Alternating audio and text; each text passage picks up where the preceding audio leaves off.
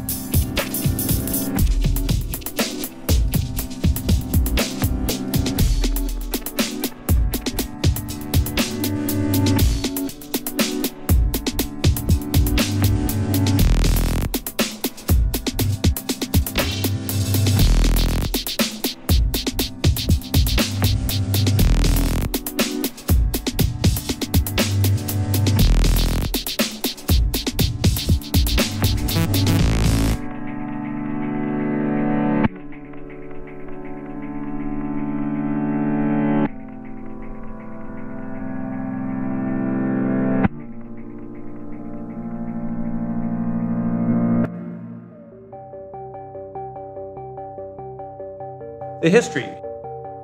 I had been running the dark tangent system. That was the name of my bulletin board systems. The bulletin board was known around the world. We were on international FIDO networks. And in one of those networks, called Platinum Net out of Canada, was going away. He was shutting it down. I was the biggest node, I had the most users, and I distributed to the United States. And he wanted to throw a party, going away party, for all of his Platinum Net users. But he didn't want to do it in Canada, and all of his users were in the States. And so we were talking. He says, like, well, you should do it. You know, we should work together. And I said, great, let's do it in Vegas. And that makes the most sense, cheap airfare. And he said, sounds good. And I mean, this happened over the course of less than a week. It was really brief. And then all of a sudden, he disappeared, Platinum Net went down. And all these years, 20 years later, I've never heard from the guy again. I can't even remember his name, it's been so long. So when that disappeared, I had already started planning to do this going away party for Platinum Net. So instead, I invited all my networks, and it went from being a going away party to a party. There was like HoHoCon, there was an XCon, there was a PumpCon, SummerCon, but there was no real West Coast con. So we figured, okay. So it ended up being Defcon. You know, the first one, there was a flyer that went out, and that kind of circulated around on some of the sites, and I think that's how I came across it initially. I'm assuming it was because of a book I wrote, or maybe my congressional testimony, I don't know, but somehow he had contacted me to come out and speak. I actually didn't want to go to the first Defcon. I did not want to go to the first Defcon. A number of my friends were going, they were trying to get me to go, they kept telling me it was going to be fun, and I kept thinking to myself, I'd never been to Las Vegas before. And, you know, I used to go to BBS user meets, and, well, a lot of them were pretty lame. And I thought to myself, okay, this is just going to be a BBS user meet in Vegas. Contacted me somehow, said, you want to come out to Vegas? I said, I don't like Vegas. Come out and speak, and there's a bunch of people, Phil Zimmerman and a couple of folks, and Defcon 1. And I had a blast. I had so much fun. It felt we were part of something that was really kind of legitimized because there was this event around it. You know, it wasn't just, you know, random people that you might have known or heard, or it wasn't, you know, somebody on the, you know, in the phone freak world, it wasn't somebody on the end of a toll-free loop around that, you know, you called at midnight and, hey, who's there, you know? So I ended up meeting a lot of people, some of whom I'm still friends with to this day, out of all of that. And I remember after the first Defcon was over, and I was back home and I was decompressing, and somebody wrote me on UUCP in my email, wrote me an email and said, hey, that was great. When are you doing it again? And until I'd gotten that email, I'd never thought of doing it again. And then I thought, you know, I could probably make this better. I could change this, and then that started it. That was all game over from there. It was every year, what can I make better? What went wrong? How do I fix it? And that geek sort of fix-it mentality kicks in, and you're always trying to improve it. So it's sort of like this challenge you'll never solve, but you keep wanting to make it better.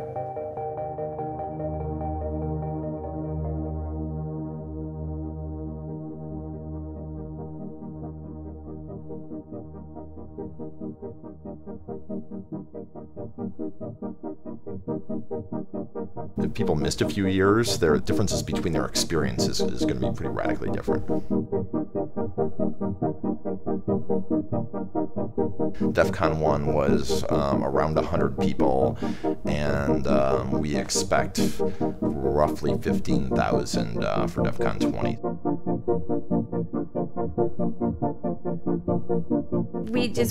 We work nonstop.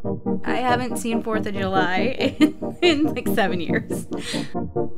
It's crazy that DEFCON, as you can label it as a hobby, takes so much time because it seems like pretty much from the moment DEFCON ends until the time that we're spinning it up again, we're busy.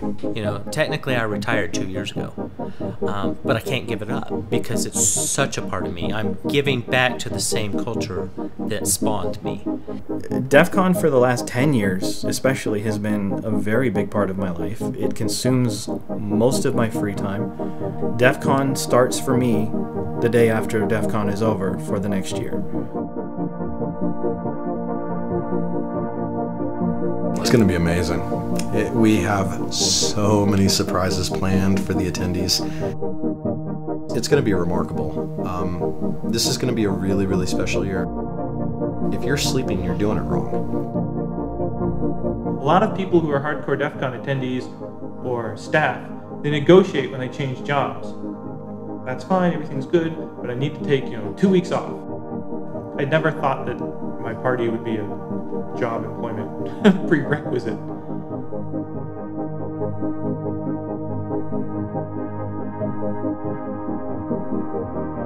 I am not kidding. I am expecting another well-orchestrated, well-oiled machine coming together and producing this amazing gathering of geeks. No kidding. It's what we do. We come together and we do the hell out of it. And I expect it to happen this year.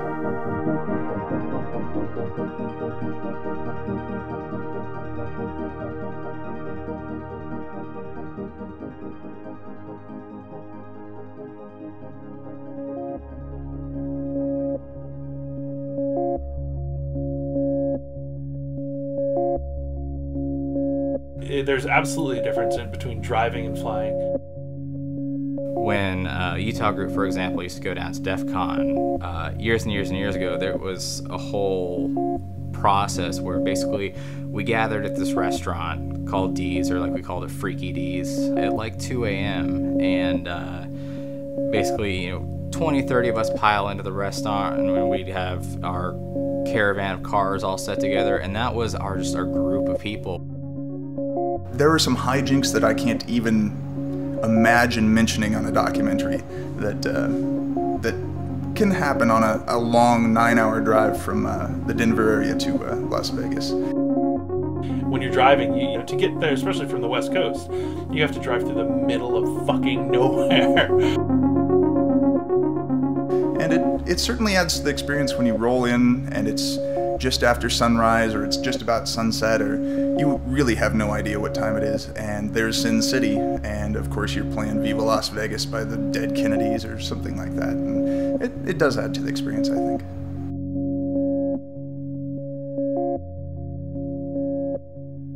Great job. Actually, here comes the hack bus now, which is pretty awesome. Yeah.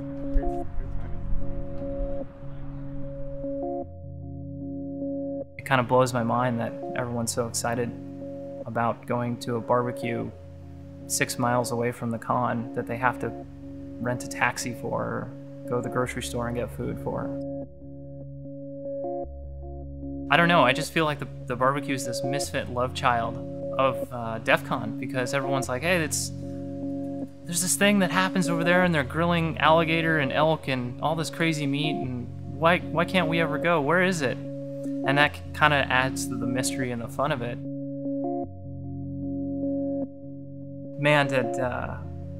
Did I never expect that to become something that's like 1,000 people strong now?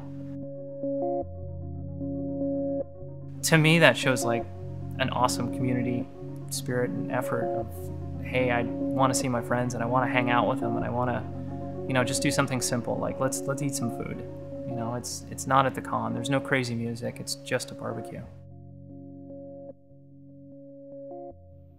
Ever since I was in town around Defcon 10, 11, you see those signs in the airport, come shoot a machine gun, which, you know, it's fine for me, I've done, but a lot of my friends said, man, I'd love to do that. I said, let's just go out in the desert, I'm sure we can find a nice group rate, and we'll shoot out in a sand pit. And everyone had a blast, and they said, boy, are you gonna do, this was great, you're gonna do this again? So now there's just this well-known public shooting spot way out on the Lovell Canyon Road outside of the city, where anyone can go, anyone can shoot what they want as long as they police up the area, and we use it.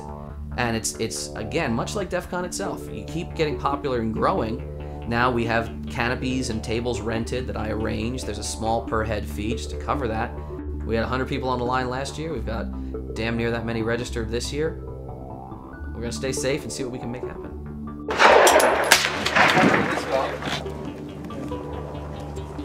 Can everyone hear me over the reports over the berm? Yes. Yeah. All right. All firearms are always what? Loaded. They are always loaded. Nothing is ever an unloaded firearm. You always point the firearm where? Safe direction. In a safe direction. Yes, the key point, not just being your target, but what is beyond it. The hacker community, you can never put a single hat on anybody, but there's a libertarian undercurrent to a lot of our membership, so being able to just treat guns as, well, that's this piece of equipment. If you use it the right way, it's great. It percolates through most minds. So you get the occasional raised eyebrow, but half the time that's the person who's like, I'm gonna go see exactly what you think is so fun, and they're out there shooting a cannon or an automatic rifle, and they say, boy, I get this. Come on in.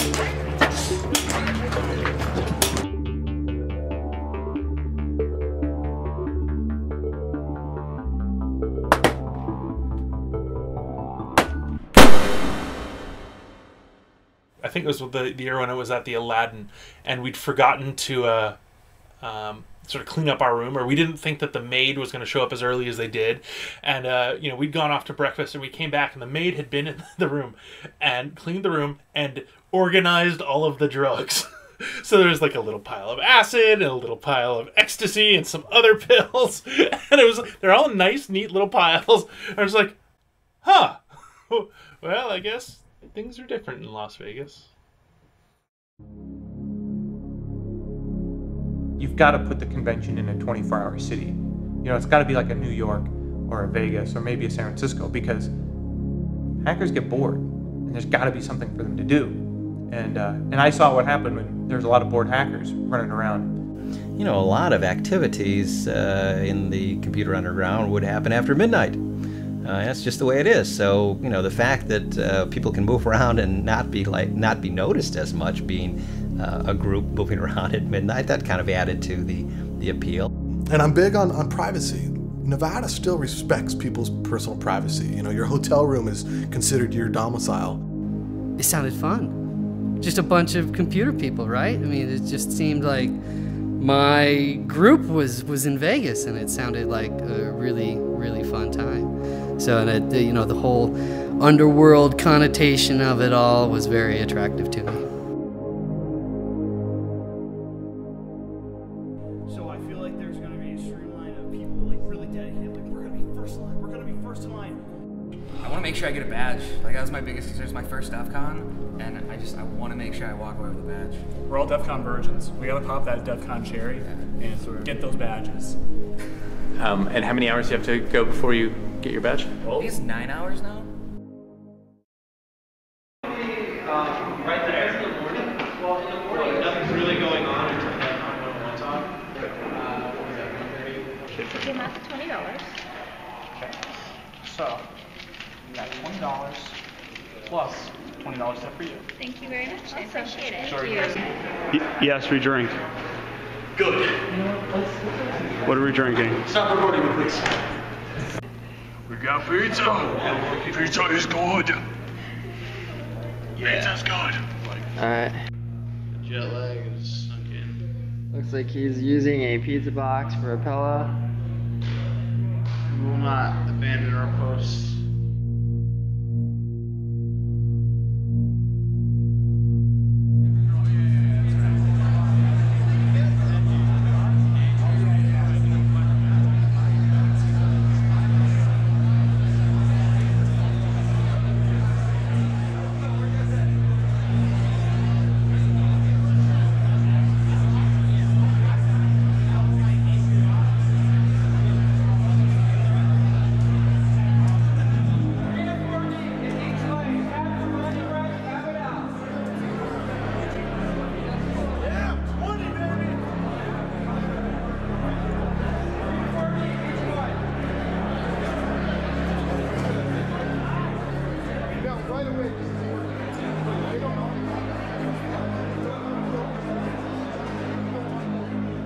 This is my first Defcon badge.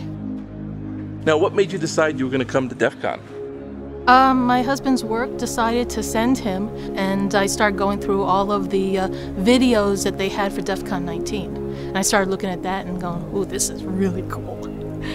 20th Defcon. Been wanting to do it for years, and it was just one of those things that just sort of lined up. All the moons lined up perfectly.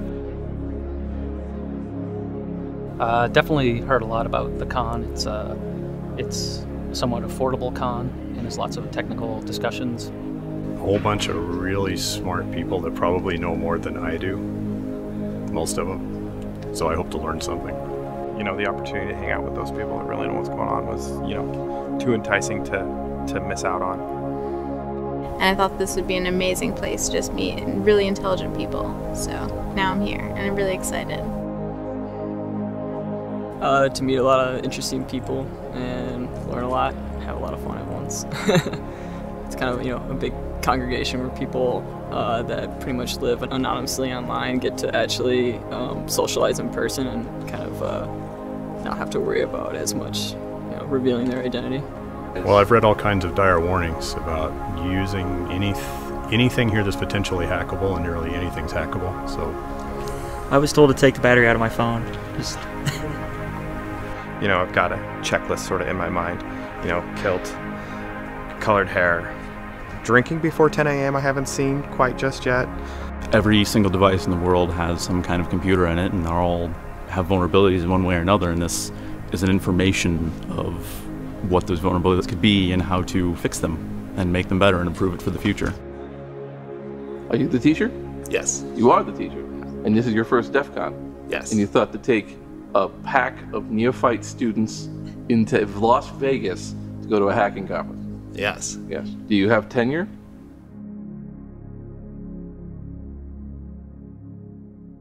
Rule number 1, follow the 3-2-1 rule daily. And please bear in mind these are minimums. At a minimum, 3 hours of sleep, 2 meals, 1 shower. By tomorrow afternoon, the pungent and stank aroma of many DEFCON attendees will waft through the air and hit you like a Mack truck. So remember, you plus deodorant equals everybody wins. I, like many people here, will not remember your real name. There are lots of Steves, Jeffs, Chris's, and Bills, but only one, maybe two with your unique handle. Hopefully you've picked a good and unique handle to avoid conflicts in the namespace.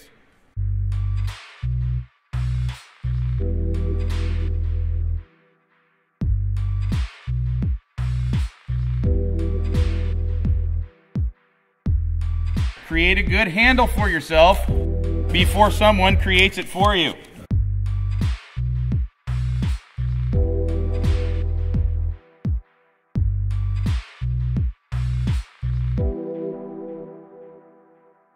So I've got questions. Who here is from other countries?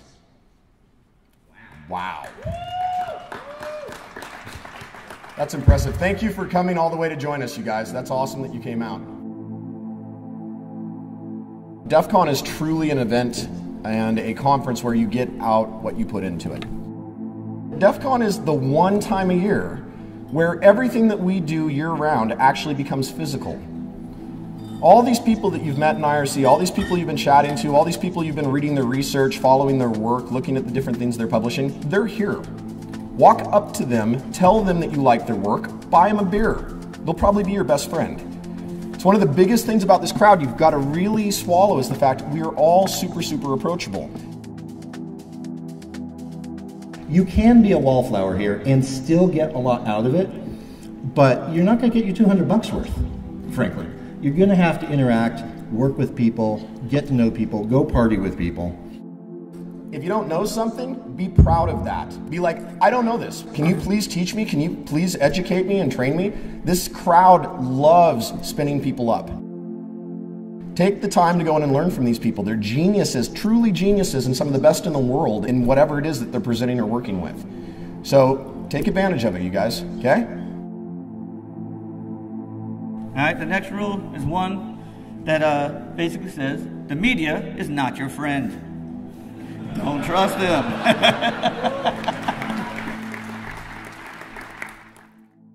What do you think is the number one thing people misunderstand when they show up to Defcon? That it's a den of illegal activity, and you're going to come learn how to do really neat, illegal black hat. Going to get in trouble if the FBI shows up at your door, and you should show up with your ski mask on just so no one can know your identity. Yeah. What is it actually then? It's a publicly funded private party for a bunch of really cool people.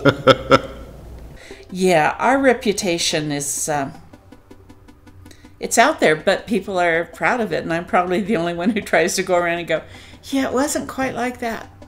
It's sort of like this. I don't think people understand how much goes in to creating a show of this size. Defcon looks like this big amorphous jellyfish of people everywhere, but what I hadn't realized is that there's really a lot of stuff that goes on the back end to keep it running like clockwork. That's what makes Defcon so exciting. It's super organic, is the way I see it. If you're inflexible, it doesn't work with Defcon because there's too many people. And you'll just break. And that's just the reality of it. I always joke that for me, it's an opportunity to spend 4 days out of the year not caring about computers or computer security.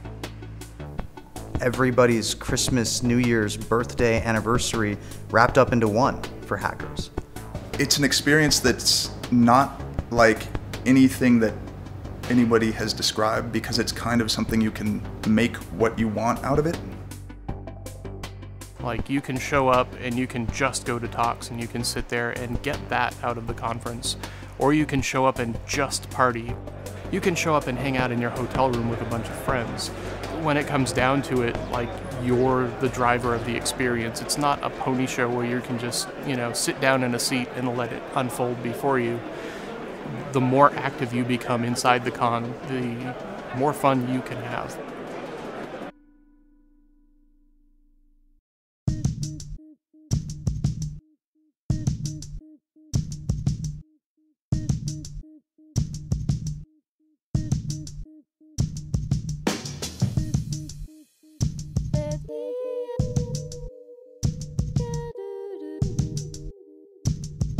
For me, I think it's more social.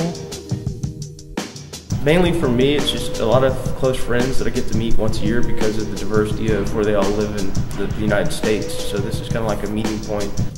Go out there, be social, just run into people and say hi, and just strike up conversation, because you will meet interesting people here. It's fantastic. Everybody's friendly. I can sit down, talk to anybody, and I just ask them, what do you do? And they're happy to tell me about what kind of employment they do or the hobbies that they're in, and just striking up conversations. That's my personal favorite. It's a combination of the people who I run into at Defcon and just sort of the atmosphere.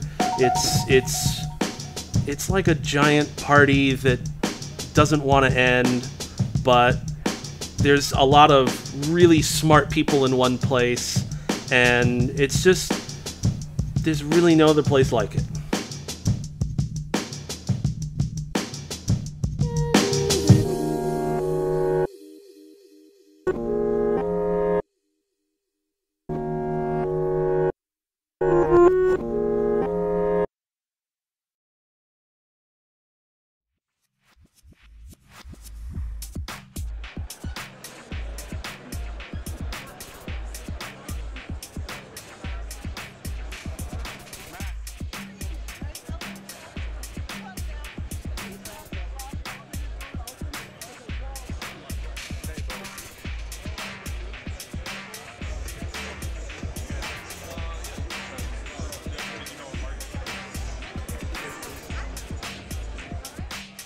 first qualification, if you will, to be a vendor at Defcon is how are you providing back to the hacker community at large?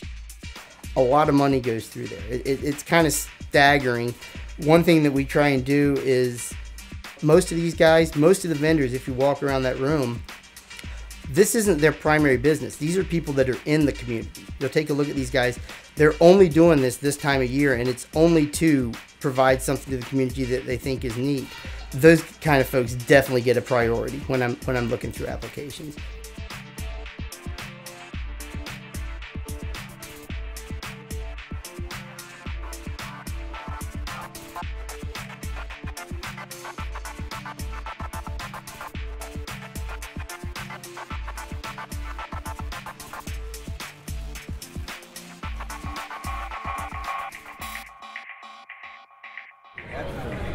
Well, it looks like you're doing things right. Okay, is this on? Yeah. Oh, boy. Okay, so what I've tried to do with the whole hacking community is raise the level of discourse. Like, that's the thing, is like to bring information, make it accessible and widely dispersed at a reasonable price and make people happy. And if I put a smile on their face, it's like, wow, really? That's a great price and I get that too? Yeah, that's good. I don't need every last dollar. You know, what are you going to do with dollars anyway? They're just numbers. Our main job actually is to create mayhem. That's actually what we've been asked by the management to make sure that we create a lot of mayhem. We actually have official DEFCON 8 posters from years ago that we found. So we're not selling them, we're giving them away, but you have to convince us to give you one. And that requires mayhem in the dealer's room of some sort that we don't officially support, but for some reason they end up with a poster. Who knew, right? We are SimpleWiFi.com. We are long-range wireless made easy. We custom make all of our antennas in Miami, Florida. So if you want to go creating a hotspot and turning around your whole neighborhood, or you have that guy with unfortunately has an open signal, you don't want to pay for Wi-Fi, you can send your antenna pointing right at it, grab that signal, and you have internet for free. The people that want something one year that you didn't bring invariably won't want it next year. It's like, you know, everyone wanted network cables, or everyone wanted PIN card readers, or prox card readers, or magstripe reader encoder decoders. You know, it varies every year. And then, you know, everyone that like leaves something behind, like, we need a hub, and it's like, okay. I only have 53 tables total that could be sold. Some vendors are getting 2, some vendors are getting 3. So you have to decide what's going to actually provide the most benefit to the attendees. What are they actually going to want to buy? And we certainly have made mistakes in the past. For one thing, I mean, we shouldn't have even called it the vendor area. There were a couple of years, and I can't blame anybody but myself for this, where it should have been called the buy your t-shirts room. The only thing that was for sale in there was t-shirts. You know, you had like 2 hardware vendors and 33 t-shirt vendors. Hackers love their t-shirts. I think, I mean, in a weird way, it's like a way to kind of express your identity. I think we all do that through our shirts. It's a way when you're walking down the hall at DEF CON or any other conference, or at work or wherever, for people to kind of get an idea of who you are. So yeah, I mean, the t-shirt aspect of it is certainly important. But this is one place where I can wear all my t-shirts. And people will know what it is. Yeah, people get it.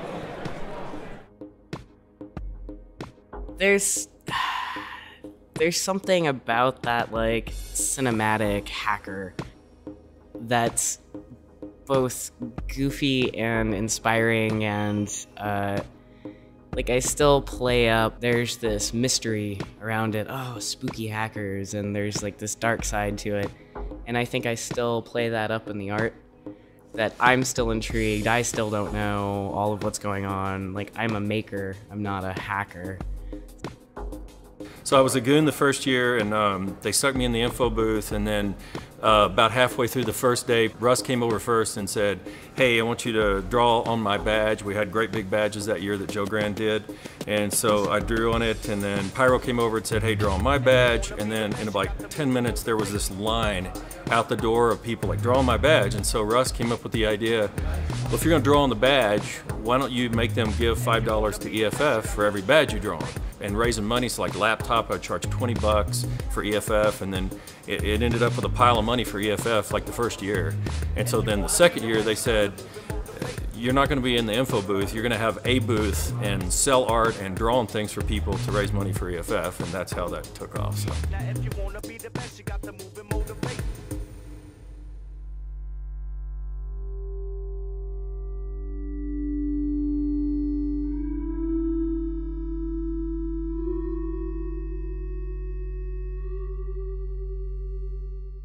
You have to believe in what you're doing, and you have to believe that whatever you have is the hottest, coolest, newest, best thing. And that if you have any shred of doubt about what you're presenting, or if your heart's not 100% into it, the audience is going to pick up on that right away and tune out.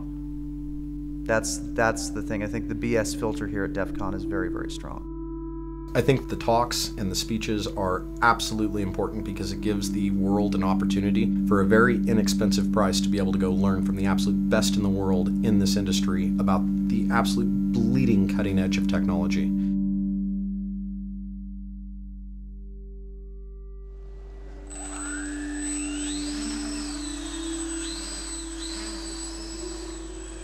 It was between 300 and 400 submissions that came in for people that wanted to speak at DEF CON this year. Yeah, it was a rough year just because of the number of quality submissions. And there were some that any other year absolutely would have been accepted. But I think because this is the 20th DEF CON, and it's because people want to be a part of DEF CON 20, we got so many more submissions and so many more quality submissions. I mean, DEF CON speakers are all different types, especially this year. You have, you have generals and you have 15-year-old kids, all of whom have something different to contribute. There's no really one thing that you can say that unites a DEF CON speaker except for their desire to present their ideas to an audience.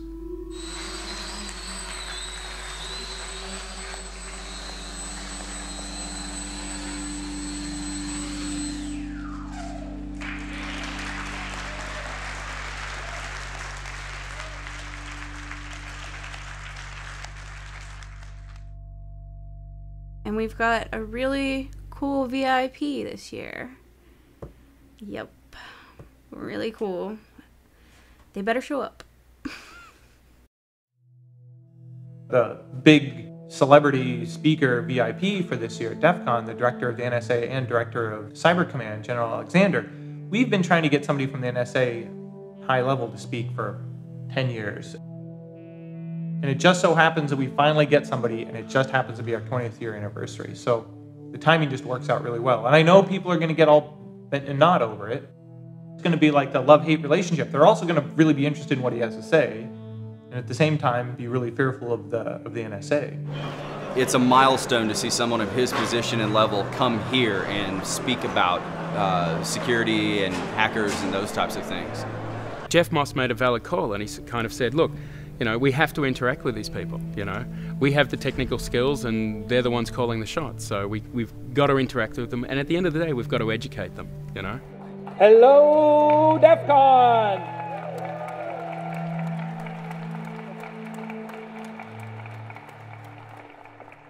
Something I try to do with Defcon is I want to expose you guys from the very first Defcon to people you don't normally see, like I'm sure you guys just don't hang out and have coffee with the general, and neither do I. So to me, it's really eye-opening to understand, the world from their view. Having the NSA here was a great unveiling of the support and I think a little bit of appreciation by the government towards our community now, and a little bit more understanding of the work we do and the actual end goals that we're trying to accomplish here. Thanks. Honor to be here. It's an honor and a privilege to be here. One of the things I want to talk about is the freedom domain, the internet, and what we can all do to work on this. And so I've got about 6 hours of presentation and slides that we'll cut down to some meaningful time for you. I think it's amazing, and DT wouldn't believe you if you could go back in time and tell him 20 years from now you're going to have an NSA general here talking to the group sort of as an ally. Seeing people like General Alexander come down and meet with us hackers, it's just amazing. I've been in the hacking scene for over 25 years now, and I remember the days when we were just considered criminals that no one wanted to integrate with. They didn't understand how a hacking ethos could be applied to things that weren't illegal. And now, this completely legitimizes what we're doing. People want to see what we're doing, they want to hear about what we're doing, and they're realizing that we have a role to play in keeping the world's infrastructure safe and keeping the government safe. And that's awesome. And there's a lot of things that are going on here. We can sit on the sidelines and let others who don't understand this space tell us what they're going to do, or we can help by educating and informing them on the best strategy forward that benefits all of us and our nation. And that's the real reason that I came here, solicit your support. But on the other side, we also have super privacy advocates. You know, the EFF is going to be right there next to them, and they're probably in a constant lawsuit with the NSA. You know, so try to represent both sides. I mean, they're the ones that have been out there and helping when people try and do crazy laws that you know, they don't really understand the implications of. You know, the EFF will step up and try and, you know, right the ship and make things good for everyone, and we like to support them. And what I'm trying to do when I have these speakers is I'm trying to expose the audience to people they wouldn't normally come in contact with. It's not just always fun and games hacking a system. There's a bigger world out there, and you're playing a part in it, and a very important part. And if I didn't, I kind of think I'd be doing a disservice. It would be sort of like intentionally, I don't know, not aiming as high. So if you don't like that speaker, don't go to that talk. And I think when you bring in not only our great talent here, but those of our allies, I think that's absolutely superb. All right, that brings this session to a close, so let's have a round of applause for General Alexander.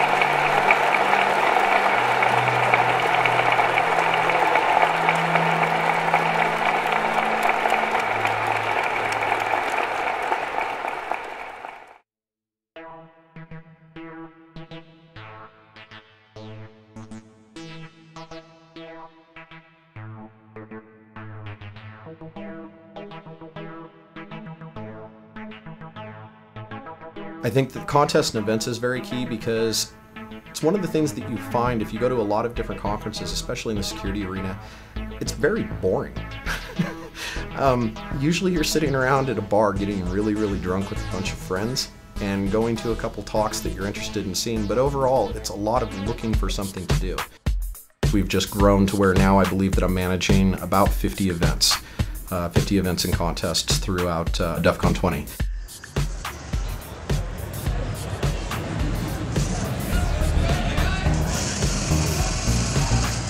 What's going on? Not much, just cutting some mohawks.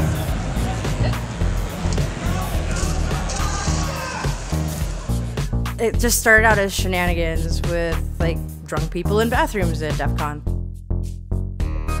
But people started giving us money. I started telling them to donate to the EFF, and so people told me that I should make it official because it became tradition.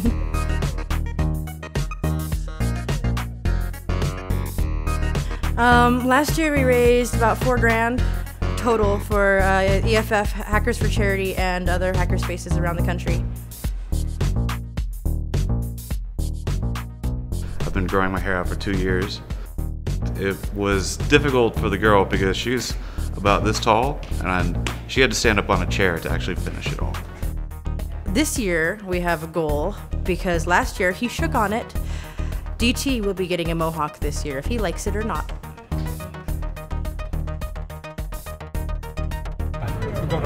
I've been playing Hack Fortress, which is an amazing competition. It's one of the highlights of Defcon for me. Essentially, we have a team of 6 game players who play Team Fortress, really how it was meant to be played. You know, medic, heavy, and they try and capture points.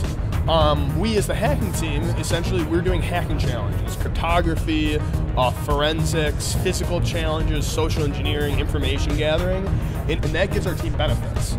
So it might light the other team on fire. It might make everything our team shoots a critical hit. So it's this really cool combination of both gaming and hacking, which, you know, is awesome.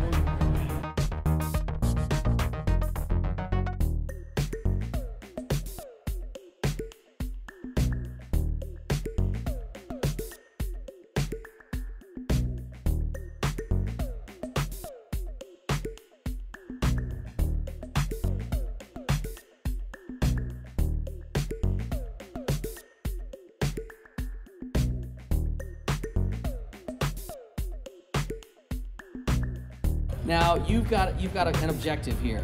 You've got a 3-person team, and you have to infiltrate this office, steal a lot of information, and get back out again in 15 minutes. But it's a penetration and data exfiltration job. So team-based people will penetrate into a virtual office, and we're framing out the walls and everything. You'll have to pick in. Once you're in, a team of people then can try to get documents, which you don't just, you know, unlock a lock. You have to spread them out, legibly photograph them, put them back where you found them. I think we're including now, there's a smartphone, like an Android phone, so you have to hold it up just right. Maybe you see the pattern, you swipe it out, and you get some contacts. So I have this computer running Windows 3.11. So I'm watching people trying to fumble their way through Windows File Manager looking for data, but the really key thing is if you can unlock the computer where it's chained up, can you get the whole computer out of the office? And can you do it without powering it off? So we are hot-jacking into the wires, splicing in a UPS, using a tool that feds use called a hot plug to transfer the switching of the power on a whim. But a lot of people, mad dash, half Tiger Team, half Marx Brothers movie, running around this office, getting everything, getting out clean, locking it up after themselves. Yeah, I can see a lot of us who used to be the guy who would maybe get drunk and worry about being arrested. Now we all have jobs where we do this professionally and get paid for it. Reset to the real score, man.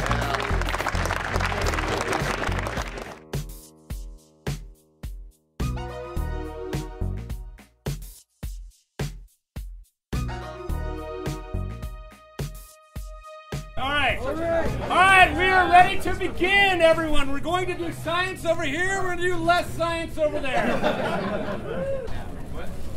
These teams are tasked with cooling a beer to exactly 42 degrees, which is ridiculous. But people came through. People came through in amazing ways that I never expected. This year, I took away all the restrictions about what you can and can't do. And I said, you have to get it to exactly 42 degrees.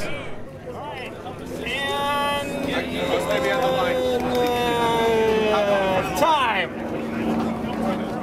And this last minute entry, Team Ice, not Science, if I remember their name right, hit it, exactly.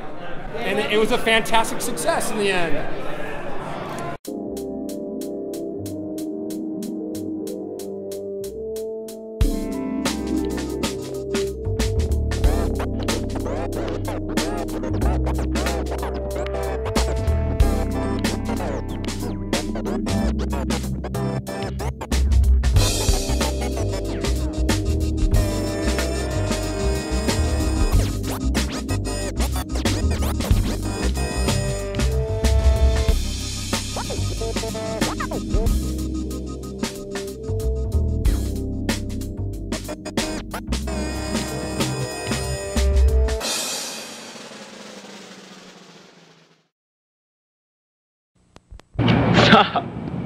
This is Shiznez live from Defcon in the beautiful city of Las Vegas.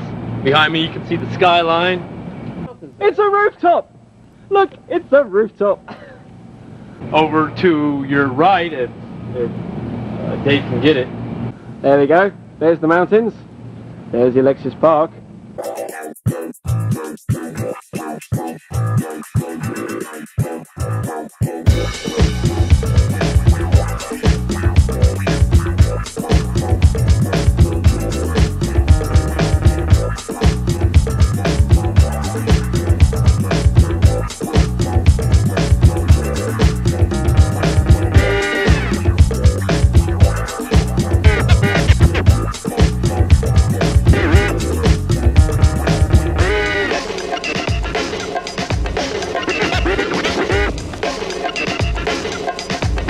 Alexis Park is part of the Defcon legend. It definitely, it's probably the closest thing Defcon has to a home. I know, I wish it was still at the Alexis Park. There was a long period of time that I associate with Alexis Park. We were there for a long time, 6 or 7 years. I mean, we had the whole property, you could hang out by the pool. This is some horrible 70s, you know, like apartment building laid out rows and rows of these hotel rooms with pools and grass areas down the middle.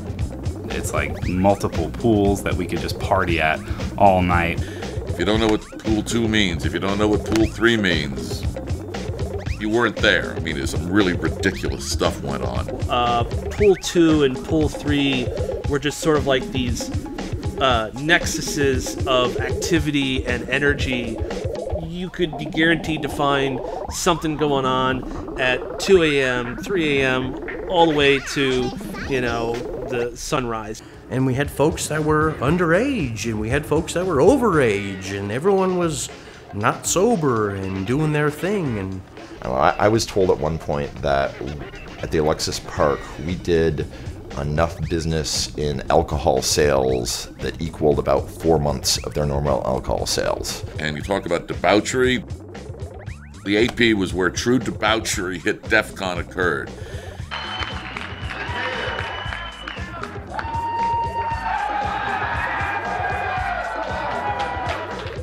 And at the time, the hotel owners, they were all right. They were all right. They had the attitude of, you know what, you can trash our hotel if you want. You can pay for it. But you're going to, you know, but at the end of the day, we'll take your money.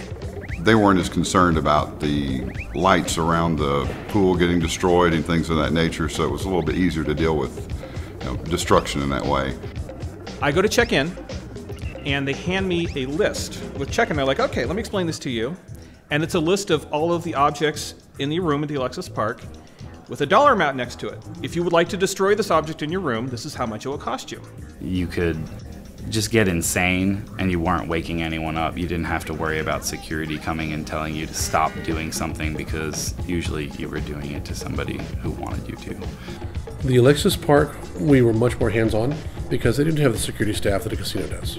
So I was arrested at DEFCON in 2002 by the hotel security guards, but I don't know who ordered it. I guess a goon, probably Priest, ordered it, and I ended up in the Alexis Park jail, which was very roomy. It was kind of a Bacchanalian Mediterranean motif. There were like grape leaves on the walls and things like that. There was no bars or anything like that. And since it was a non-gambling hotel, you could do whatever you want wherever you wanted, because you didn't have to be an adult. You used to make an announcement at DEFCON that so-and-so's parents are looking for their runaway child, you know, who was 17 and was off at the con. It was a different experience. Everybody says, I wish it was the Alexis Park again. Oh, I wish we were back at the Alexis Park. Honestly, I do too. I really like the environment, the pool parties, the open atmosphere. We had the whole hotel. But then everybody forgets that, oh, the lines are ridiculous. Oh, the rooms were overcrowded. Oh, I couldn't do anything. It was awful. There was no room for speaking. I mean, people would make t-shirts about how terrible it was to get into the tent in the parking lot. So it's better. It's more organized. But yeah, it's a little different. I wouldn't go back. For us to go back there now, we would have to cut this conference by 2/3. And nostalgically, yes, I look back on that time and it was a great time. But we need a venue of the size of the Rio now to support the size that we've become. But that's probably the time when things seem to settle in that, you know, we've got something going here and it's probably going to continue for a while. Well, that's one of the things. I mean, obviously the Alexis Park is near and dear to a lot of people, because this is, you know, how many years have we been away from the Alexis Park? And still, every year, somebody drives over there, walks into the front of the hotel, and steals the giant floor mat in the front and brings it back to con.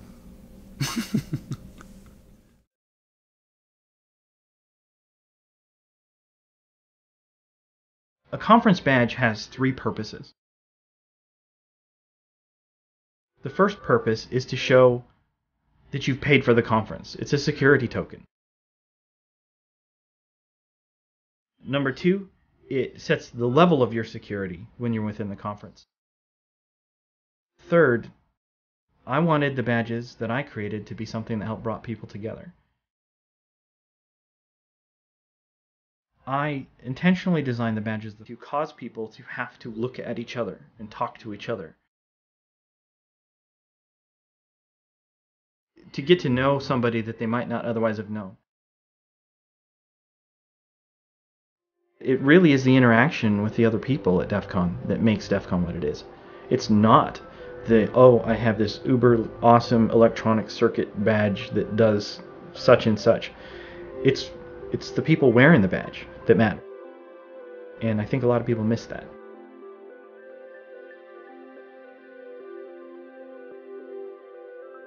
The years where we've had an electronic badge, people show up wanting to do something with this awesome little piece of tech that they were just given for their entry fee. This is we're helping. This is like an open badge solder session. We're helping people complete adding the connectors to their badges. We're not doing it for them. We're assisting them and letting them do it themselves, because that way they learn how to solder. So far, no one's done anything that hasn't been able to be fixed. So it's more of a just learning and community learning project, I guess, of just doing the badges.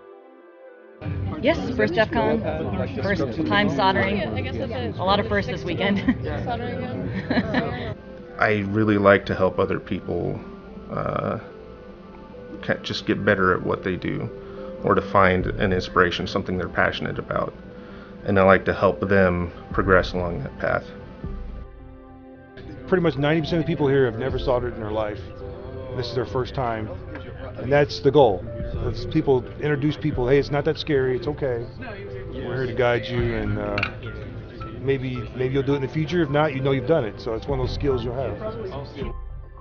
I know a lot of guys who are like collecting badge firmwares and flashing stuff and have no idea what they're supposed to be solving. Usually the only people who are really getting it are sequestered in their hotel room, just going crazy on it. There's some people that counterfeit the badges every year. And we try to make the badges hard to counterfeit. And there's some people that spend a lot of time counterfeiting the badges. And I think that's cool. If you can counterfeit the badge and you can get past the guards repeatedly, good for you. You probably deserve to get in, right? That's what a hacking convention is all about. If you're good enough to fool everybody, you put more energy into hacking that badge than we did probably in producing it. So good for you. They had the smiley face, skull and crossbones, the basic logo for the con. And I think their first design flaw was same PCB board, different colors.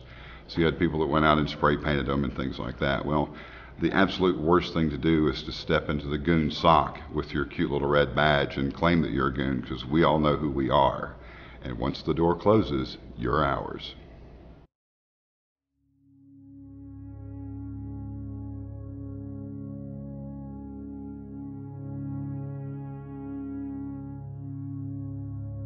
And so it was a space where I felt more at home, where I didn't have to explain anything to anybody in any other context I'd ever been in. Real hackers are incredible. They take nothing for granted, and they look at things to see how they can be combined to make something new. And hackers really have an interesting, innovative, creative way, the best of them, of looking at all sorts of problems that a normal person wouldn't know how to do. And being fearless in the face of ambiguity, holding multiple representations of reality simultaneously in your mind, even though they may be contradictory and conflicting, and holding them there lightly while you explore which ones are best fit for now to the sensory data coming into society. Feynman, great physicist, he said, the interesting fact is the anomalous fact. Emphasize both fact and anomaly, because it says there's a whole cornerstone here of another way of looking at things that we're missing. Well, that's what hackers are looking for, and that's why I've taken to it so, because the edge, where new realities are appearing and normals don't see them at first, but hackers are looking for them. They're kind of the little homunculus inside the machine. When I come here, I don't have to explain anything to anybody. I don't have to back up and explain my point of view or my point of reference or why I said what I said or what was ironic or what was meant straight up, because people just kind of get it. And that's a terrific thing.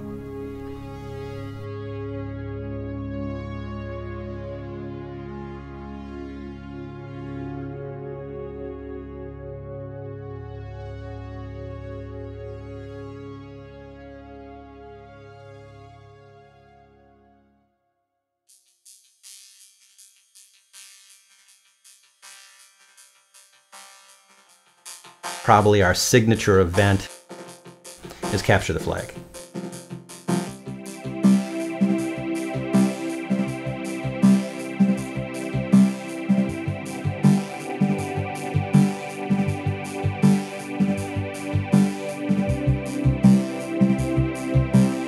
When you go to Defcon and walk through the Capture the Flag area, you're seeing some of the best teams that are out there. Where this is the Wimbledon, this is the place around the world where it all comes together. What strikes me isn't even in the room, it's the fact that there were a couple thousand people competing around the world to get into that room. Some of those guys who travel from like South Korea or the Middle East to do the CTF, they came thousands of miles and are not going to sleep for 3 days to participate in one game at one event that happens once a year. And that's what amazes me. It's about a bunch of different teams getting together on a big network trying to steal each other's stuff, in essence. So it's worth coming once to see it. Capture the Flag has been there since the beginning, and really from a hacker perspective is the type of thing of what you think of, hey, how do I take over this guy's computer? Don't miss any con where you can sit down on the laptop and make the network work and start breaking things.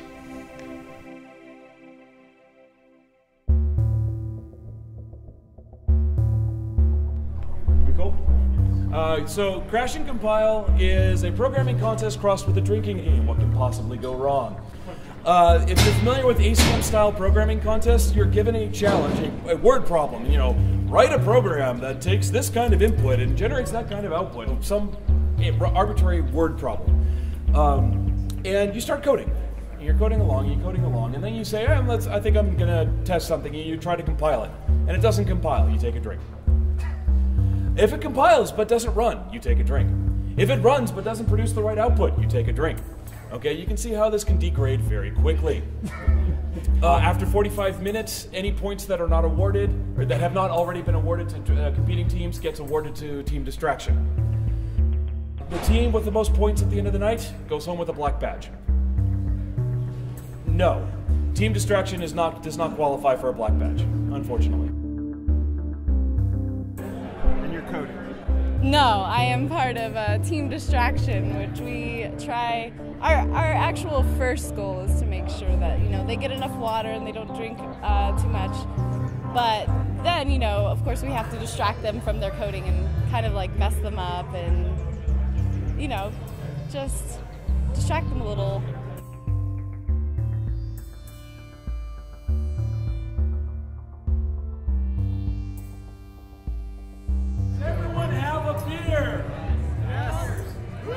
Yeah, let's rephrase that. Who doesn't have a beer?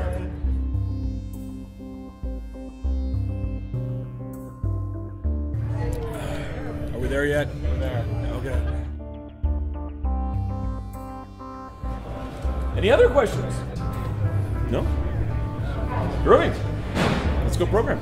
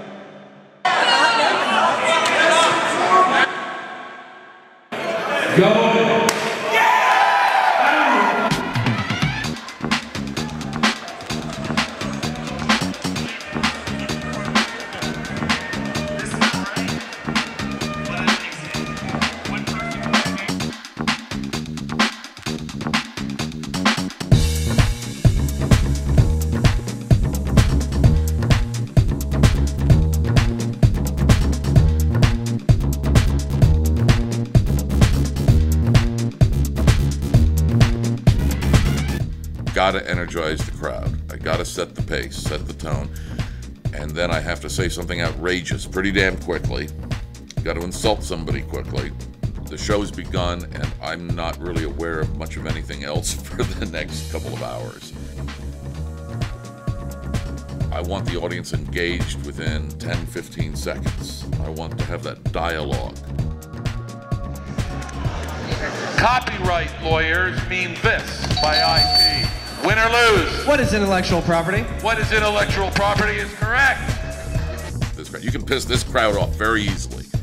So you get your feedback very, very quickly as to whether you're doing a good job or a bad job. Jeff and I had talked, and he says, I really want to notch up the 20th. I want to go up with a bang, and I want to do all these crazy things. And it was cool. The final category is beer. Oh, thank God! I think that this audience probably 50% bigger than last year. So that would put that crowd, I'm guessing, in the 2,500 range, something like that. But this one was huge, huge.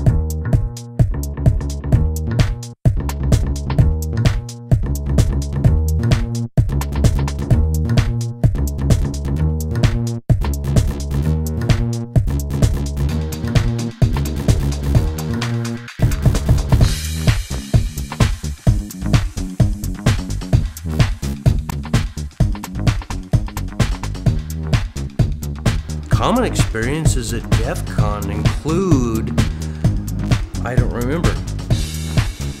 Meaning that if you have a good con, you probably have no recollection of what actually happened.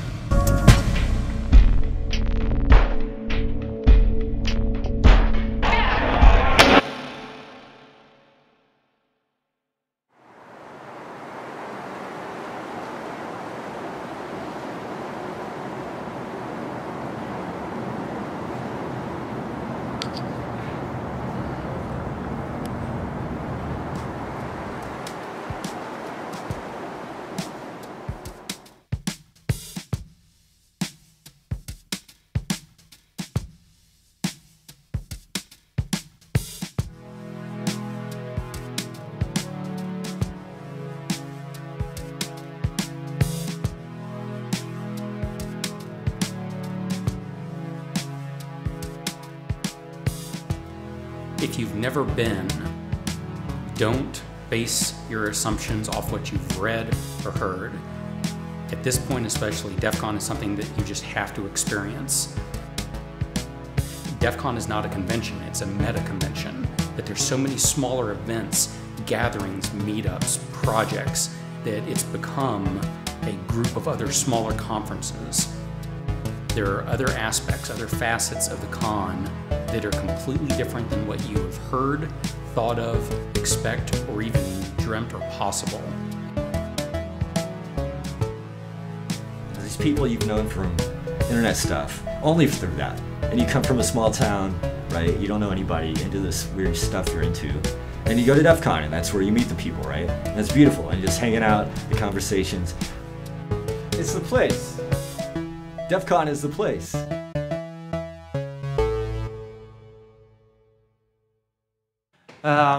So they change periodically, and so the fire marshal you had last year may not be the fire marshal. Oh, I think that's the attorney. Hello? Hey. Okay, I'll let you in. I can think of a couple things he might have done, you know, that I wished he hadn't have done. I can think of one. When we started, it was very clear that Jeff was younger, and he was way smarter than me, but in my opinion, he had no street sense, which essentially just meant that he didn't know what the ramifications could be from a law standpoint on some of the stuff we were dealing with. You know, it's really not property damage stuff. That you can do something about. You can liquidate that. You can price it. You can figure it out. I mean, we've had lawsuits. We've dealt with, big major battles. It was me versus 8 lawyers from Cisco for about 2 years. And, it's got these players that can get involved that aren't really attached to Defcon that can put Defcon at massive risk for government intervention, heavy-duty lawsuit intervention. People want to come to Defcon, which is fine. That's what Defcon, Jeff likes it, I think. They come to Defcon and they're like, hey, man, I want to step on the toes of fill in the blank for Mondo, Master of the Universe, aggressive company. I want to come to Defcon and piss them off. What do you think? And, it certainly isn't boring when somebody says, yeah, I'm going to shut down, huge corporation X. So there's problems the public knows about, and then there's problems that never see the light of day, or hopefully never see the light of day. And so we've had a little bit on both sides. Nearly dodged lawsuits, those kinds of things. We had one at the Alexis Park where there was a federal grand jury we heard about that was investigating Defcon, and they were asking for all the room reservation and credit card info on everybody who attended Defcon. And luckily, we are cash only, so there's no records to seize from us. So as the organization, we were fine, but the hotel and the vendors in the area, I guess they were getting their records taken, seized, and they're performing some investigation. In the end, nothing came of it. The grand jury, as far as I know, never did anything with it. But that's one of those things where, for years, I was telling people, there's a reason why you don't process credit cards and keep records.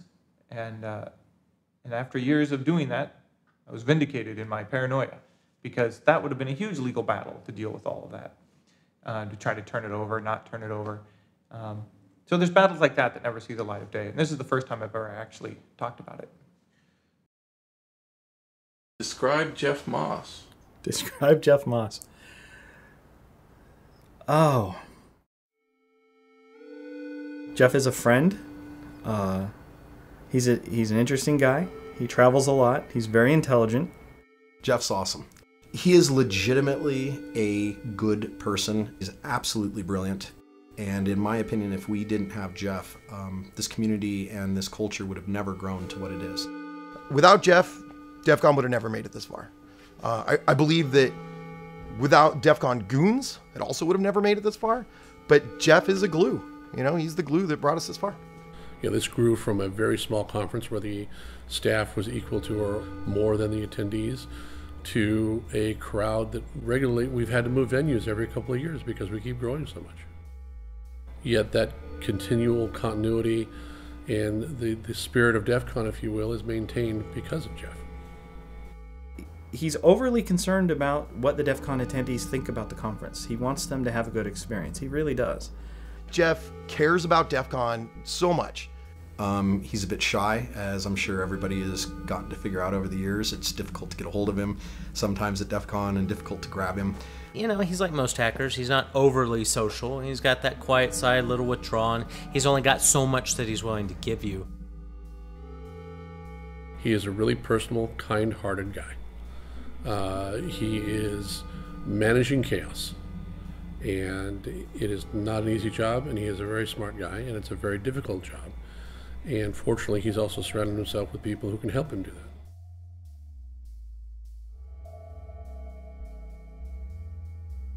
In the early days, there wasn't a formal structure. Kind of in the beginning, we all were kind of security goons to a certain extent. And whether it was official or unofficial, there was a group of people that kind of helped keep control of what was going on. And it wasn't really until later years that as the attendance went up that we had to deal with more formal roles. Rule number 4, do listen to the goons. If a red shirt tells you to do something, do it. The goons aren't trying to ruin your fun. They're just trying to make Defcon an enjoyable experience for everyone. I mean, without the goons, I think there's a lot of things that would just fall apart really fast. And they have in the past. It may have been after DEFCON 9. It was really a rough year. I don't exactly remember why, but we had growth spurts. Where at the Lexus Park, they're physically breaking up fights. They're picking drunks up out of the rose bushes. They're doing CPR on people. The goons at the early Lexus Park days that everybody misses were actually goons. There have been some serious cardiac events that I participated in, but we have had no deaths. We were really beat up after 9, and we had discussions then as you know, should we call it quits at 10? We've had a good run, 10 years, that's substantial. You know, maybe we'll do one more and see how we feel. And, you know, we did 10, and 10 turned out to be pretty good, and thankfully we didn't quit. All of the various teams have kind of occurred organically. There's a lot of compartmentalization that I don't think people realize. Everyone has their own responsibilities that they're dealing with. We've spent a lot of time over the last year setting up for this convention. It is truly a labor of love. We're all volunteers. We don't do this for glory. We don't do this for anything other than we want you guys to have a good time here. When I'm not at DEFCON, we're talking about DEFCON the entire year. We're planning for DEFCON. We're thinking about DEFCON. We're telling DEFCON stories because we live it. We love it. You don't become a goon, you're born a goon. The joke is that we work for shirts. We get a couple of shirts to go and work for 12-hour days plus at DEFCON, plus all the volunteer time throughout the rest of the year. A couple of our guys have worn pedometers over the years, and the average shift is between 15 and 25 miles. So we tend to, especially newer people, we tell them to wear, the right footwear. Make sure you always have water on you. Never walk into a situation where you don't have a plan. One of the things I like to say is at DEFCON, I live my life in the gutter, so you don't have to. But you're right, things that people don't see, that's our DEFCON. That's the Security Goons DEFCON. I'm glad to do anything I can for my fellow goons, anytime, any day.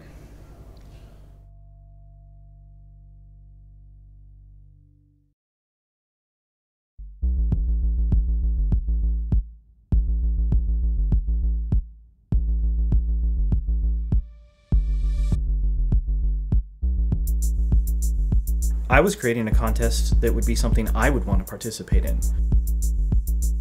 I used to say, magic is dead in the world, so I'm going to create some for everybody else.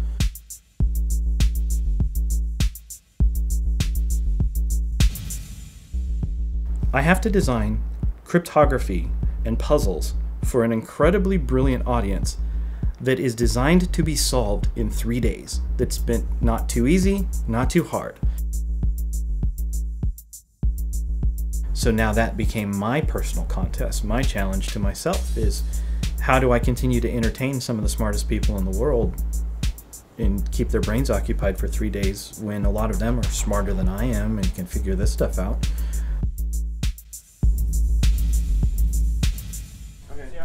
We've mapped out Hershey Challenge. The first thing we got on Hershey Challenge, weather with 2 keywords, read program, and underfoot. This referred to an insane sentence in the program.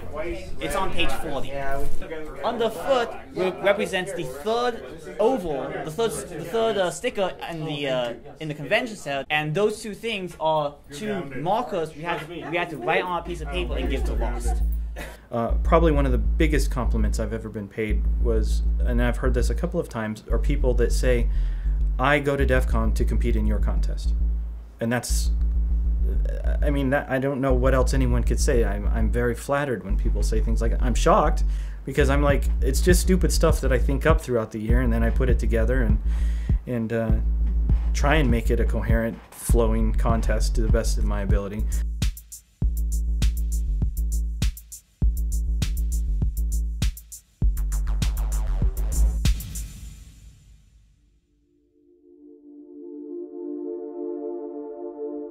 we're inside the Lockpick Village at Defcon 20, and this is where we teach people how to pick locks for entertainment and sport reasons.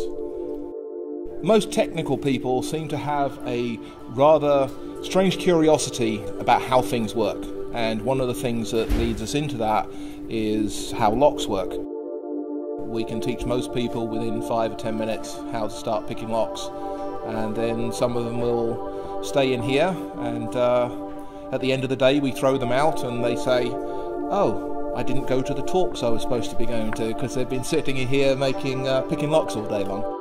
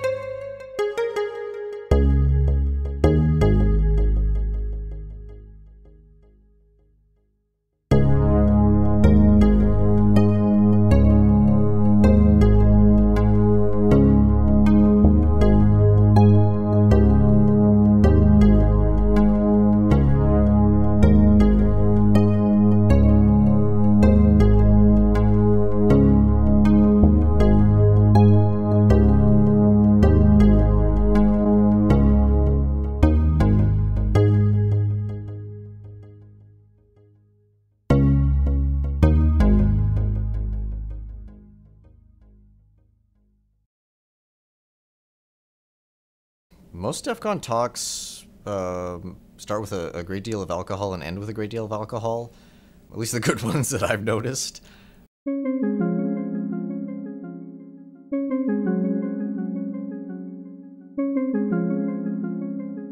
The aircraft tracking stuff came out of the fact that I bought an app for a couple of bucks that allowed me to point my cell phone at the contrail, look at the information that was for that particular flight was overlaid on the camera. As I started digging, I found more and more issues. You know, just out of my own curiosity, how does this work? I found all these issues, and it got really scary because I speak a lot, and I go to a whole bunch of conferences. You know, this stuff can start getting really dangerous. So I was thinking, okay, even if I don't have all the answers, I need to get this answer out.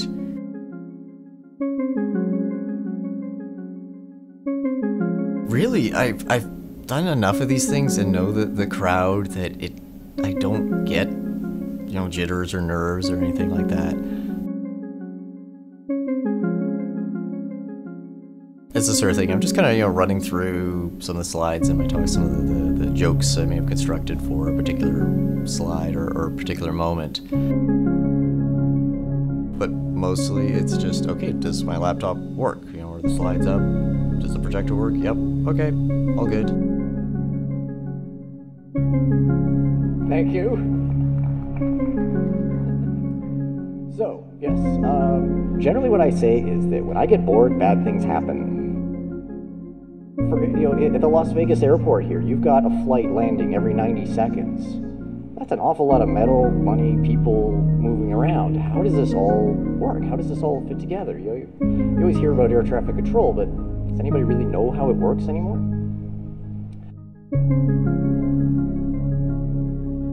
I think that the audience is looking to learn something new. They're looking for an entertaining discussion on interesting technologies that at the end of the day are kind of important.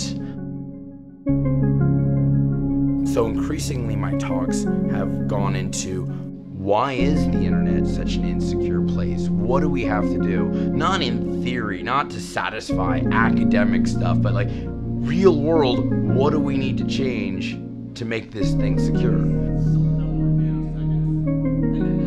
All year, all my best research comes here.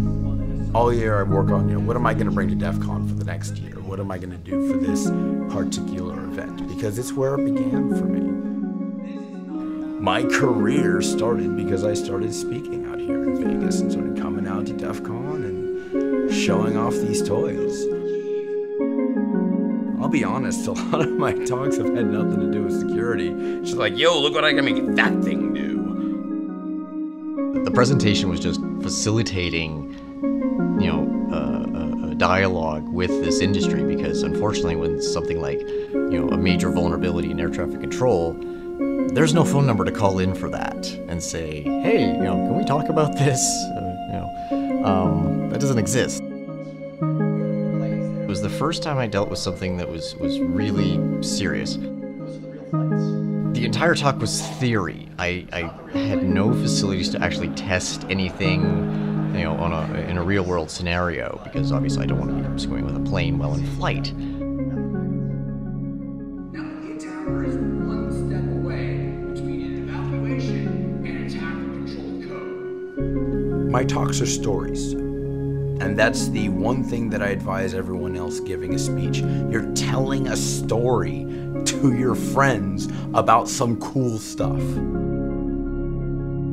I have hundreds of hours of research that I have to tie together into a coherent explanation of the world.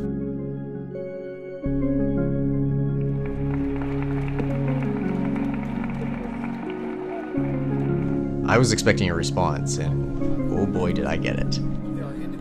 I was talking to people from, you know, major airlines, people working for airplane manufacturers, air traffic controllers, trainers. I've got a pocket full of business cards after this that I have to go through.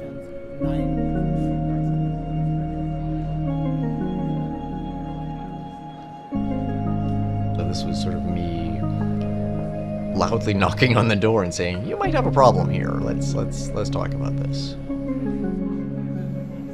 Over the years, I've gotten relatively high profile, and I am very happy and honored for all the obligations that come along with being a high profile individual, but I do miss being able to just wander through the crowds and see cool stuff and watch cool talks. You know, I got a lot of stuff I've got to do. There's a lot of obligations. I'm not complaining. This is a tremendous amount of fun that I get to have, you know, build all these crazy toys and fill Penn and Teller and show them off. The best moment for me at Defcon is always going to be at 4 in the morning when someone's showing off some really silly stunt that they built. And maybe it's good or maybe it's not, but man, they love it and they're enjoying talking about it.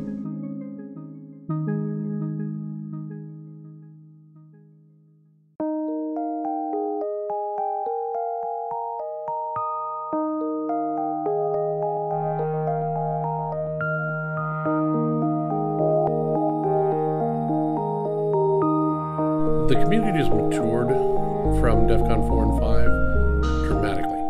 When I was coming to Defcon 4 and Defcon 5 and seeing people in an official capacity, I'm now seeing them bring their children, and in some cases their grandchildren, to Defcon 20.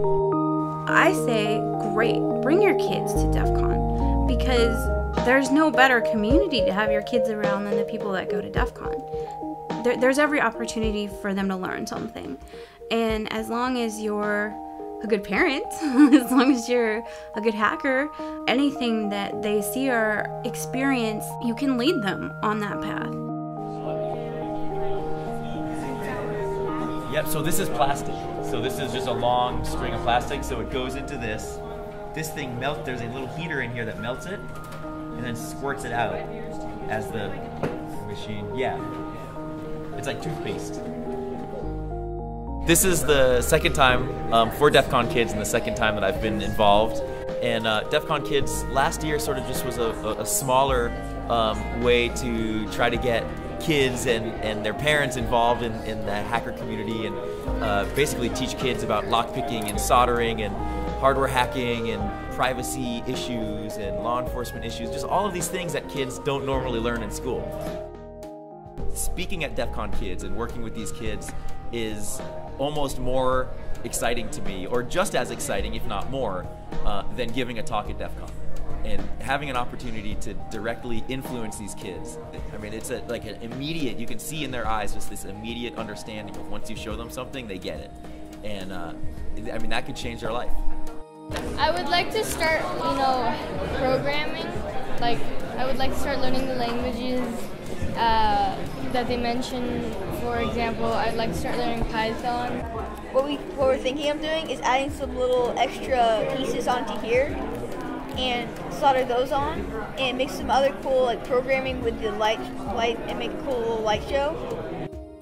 The kids love all these speakers and like they're the best speakers, and I couldn't believe that Defcon Kids had the same top speakers addressing our children.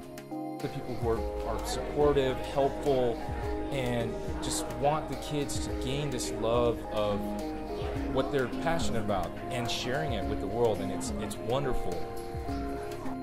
This is kind of like, for the kids, it's really inspired them to get involved in the hacking community and start doing some things. So, we've had the privilege to hear from some really great guys, and the kids are excited to go back and start doing things. It's been a lot of fun so far.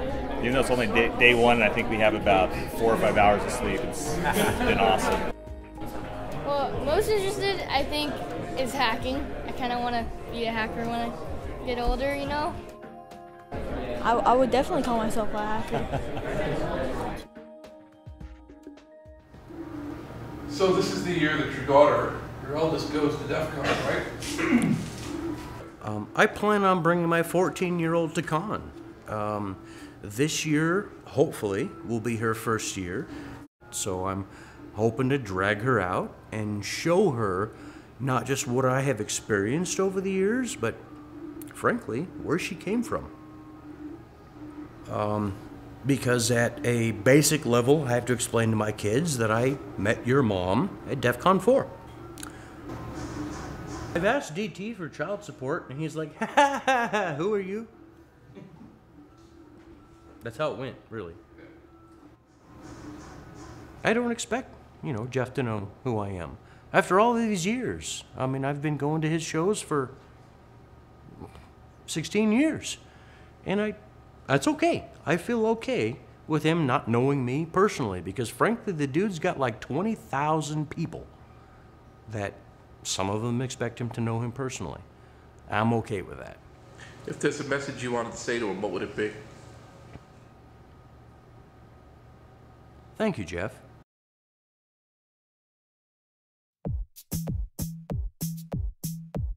After Capture the Flag, I thought the scavenger hunt kind of embodied the hacker spirit the most.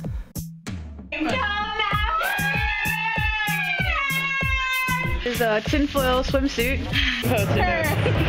Good job. She's clean. She's clean. 30 minutes, man. They're going to suck my blood. How are you? I'm here to get my daughter. Scavenger hunt. We've got a huge list of items and or tasks for the teams to complete. By the end of the day, or the end of the weekend, team with the most points wins. There's a lot of activity at the tables constantly. Because the list is things to get and things to do and things to perform and that sort of thing, we get a lot of make activity all the way around the table. We want people to have a good time, and ending up in jail generally is not a good time. While there may have been things that were a gray area or could end up being an illegal activity, I think we come from a community who knows not to get caught. We don't condone fire or stealing.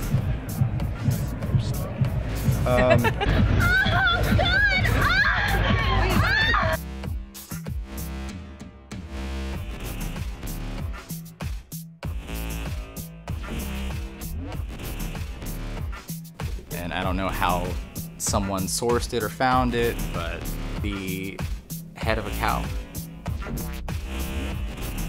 We put on the scavenger hunt list a live chicken, and I think we got 6 or something. Scavenger hunt winners of the past who go on to become goons and contest creators and contest organizers and speakers and staff, because you have so much social interaction. It really ingrains you into the community.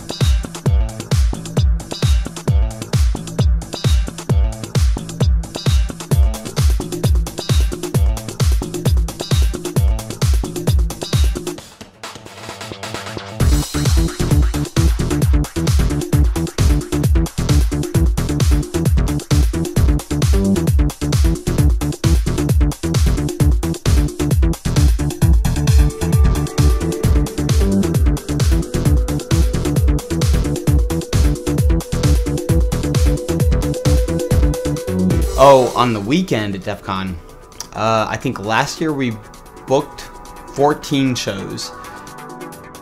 I issued the ultimatum, I'm going to book less shows, and it ends up being more.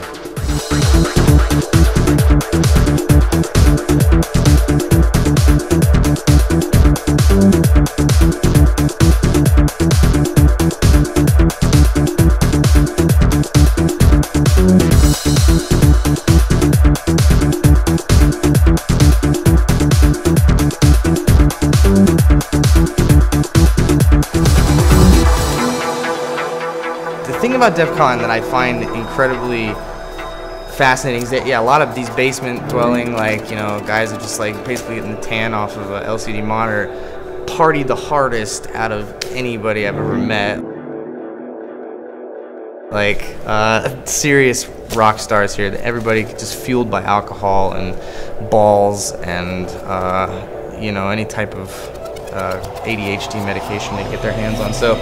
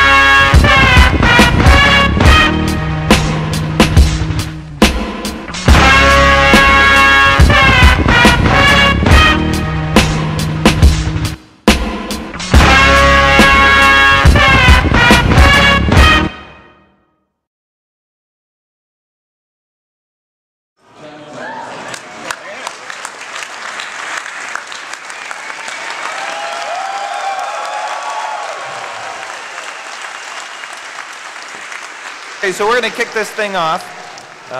We've got really a lot of things to talk about, but we've tried to organize it. So, this is the 20th year. How many people believes that? Yeah. So I'm just curious, by a show of hands, how many people was this your first Defcon? So we've scared away everybody else. And we've got guys that have been helping out for 19 years. And that's amazing. I would never have expected that. So I guess I'm most proud of producing something, having a group of people support me, that's still doing stuff that people care about. So, what I want to do is we want to hand it over to Zach Franken, who's been the head of operations for, I don't know, closer to 18 years. Let's hear a round of applause. Thanks. Thank you, Defcon 20.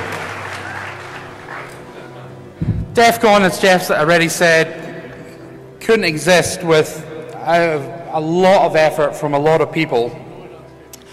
And in the early years, I used to name them all, but now there's 300 of them. I've trimmed it slightly. So, while Defcon is running, basically, I'm almost certainly not having a good time. Mainly because I just run around and put out fires. And of course, my friend Jeff, who threw this shindig 20 years ago. I can't believe it's still fucking going, but it is. I can't believe there's so many people here that had a great time. And most of all, thanks to you. It's you guys that make Defcon. Thank you so much.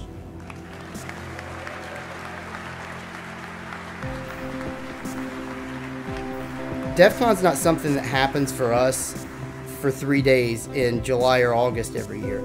It's almost something that we think about and work on and do stuff for all year round. It becomes almost a part of your identity, and I know it sounds kind of weird. It's when everything comes together, I know why I stayed up all night, so many nights in a row, you know. There have been moments where you sit back, and it's also part of the reward. You sit back and say, that is just absolutely amazing. That someone was able to think of that, or someone was able to think about that and do that. I still love just how excited people are there and the fact that you helped to make it happen for them. Thank you, Deviant. It was a really great challenge. It was fun to compete, and Defcon was great. Thank you, everybody. This community is misunderstood by the media, and unfortunately the media is the message out to the non-geek, non-hacker community. But the thing that I think came out perhaps this year more than any other year. So I just want to tell you what we've been doing for the last 3 years. Year one, we had 95 people sign up for Be the Match Bone Marrow Donor Registry. Year two was 161. And this year, we got 232 people to sign up. In addition to that, we raised over $3,300 as well. More than any other year, this one was really about love. With the blood raising, the cancer stuff, the huge amount of money for EFF. I mean, even just saying and thinking, it gives me kind of goosebumps. This one was 20 years of love. Okay, we got some numbers for you. The info booth raised $58. The firearm simulator, $3,620. Mohawks, $4,333. Eddie Mears with the artist with his great t-shirts, which you can still get outside the contest area, $3,500. The Summit, $15,789. $15,789.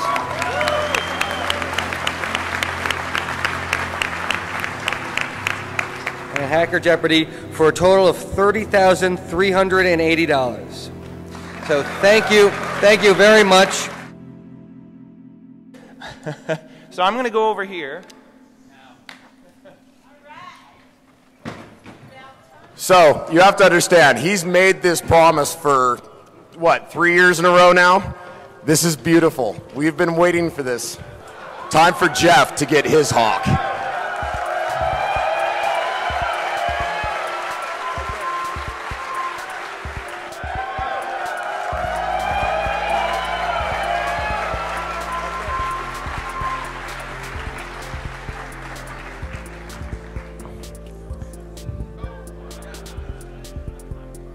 Now, Jeff failed to mention that he has like 6 different meetings with incredibly important people around the world in the next couple of weeks.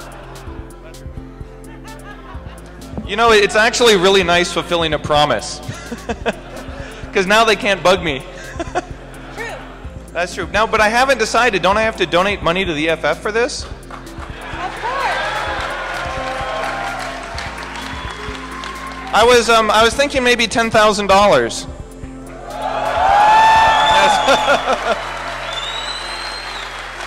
What do you think?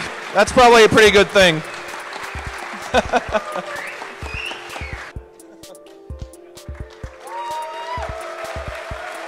Thank you very much. See you next year. Woo!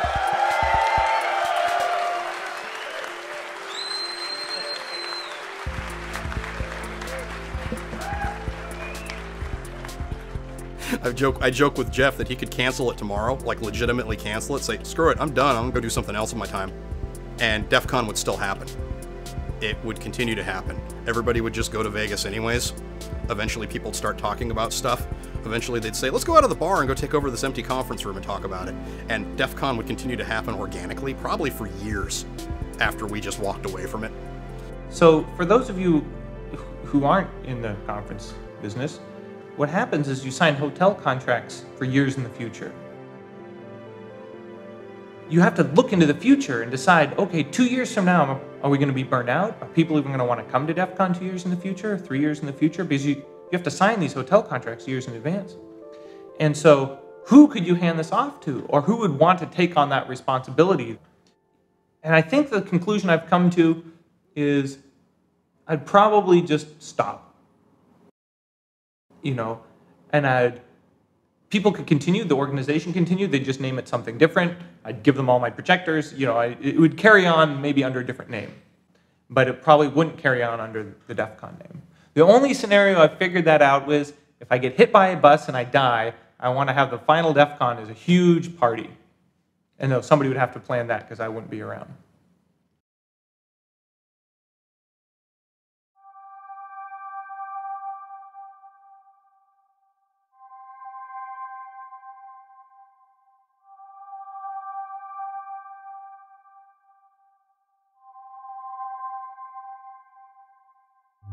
I don't know why. Every year, honestly, every year after Defcon, I think half the senior staff says never again.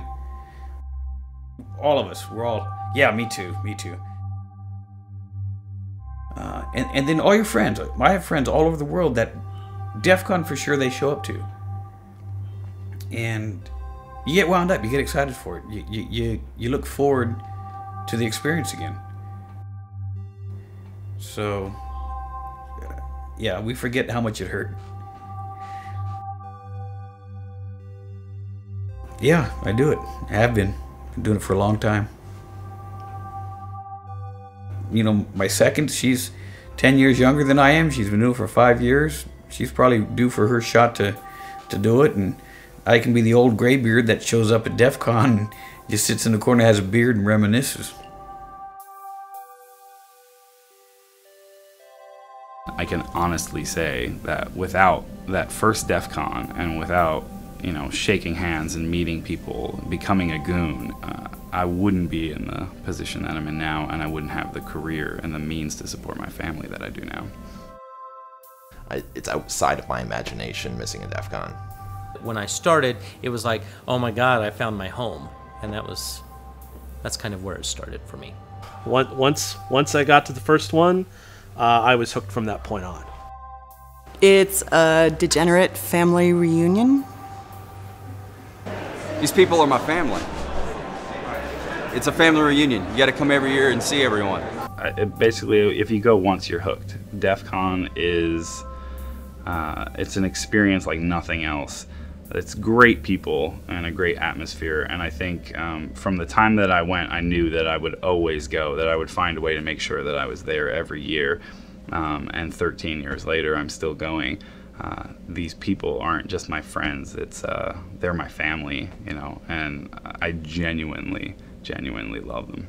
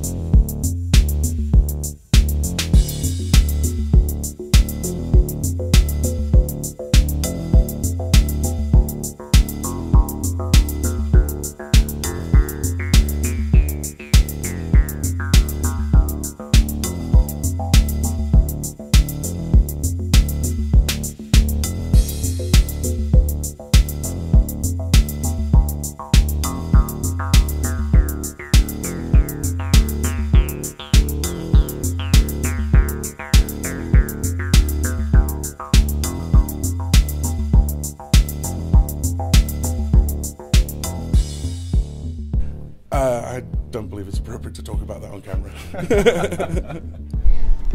I can't discuss that. I'll tell the story, but I don't think we should put it actually in the movie. Yeah. No naming names. No naming but, names. Yes, we'll tell you off camera. I can neither confirm nor deny that. Yeah. Sorry. All right. Edit that out. Nothing that I'm going to admit on camera at this time and until the statutes of limitations run out. And then happy to admit it later on, but once we've checked with the lawyers and all that stuff. Yeah. I think half of the experiences of my life that I could attribute that to happened at a Defcon. I don't know how many of them I can talk about. I probably can't talk about any of them. I really would like to, but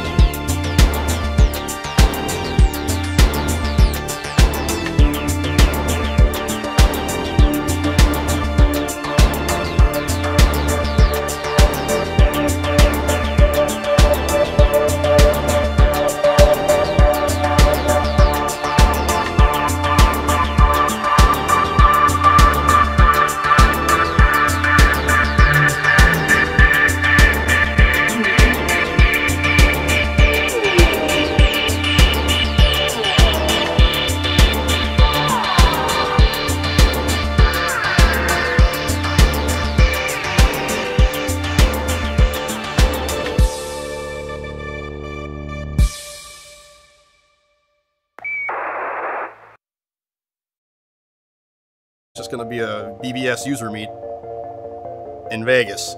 Contacted me somehow, said, "You want to come out to Vegas?" I said, "I don't like Vegas. Come out and speak." And there's a bunch of people, Phil Zimmerman and a couple of folks, and Defcon 1.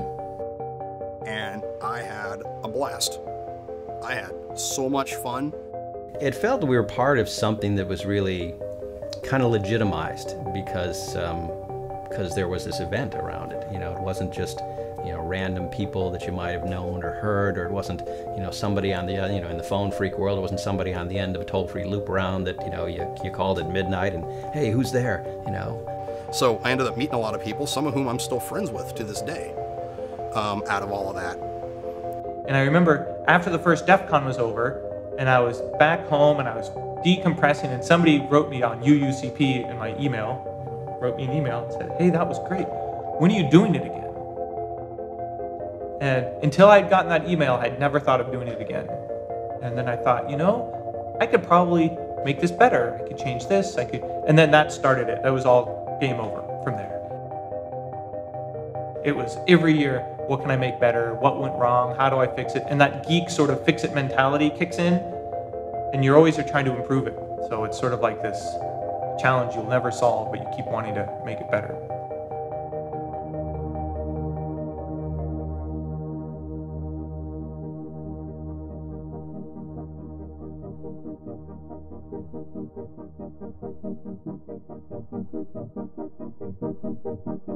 If people missed a few years, their differences between their experiences is going to be pretty radically different. Defcon 1 was around 100 people, and we expect roughly 15,000 for Defcon 20.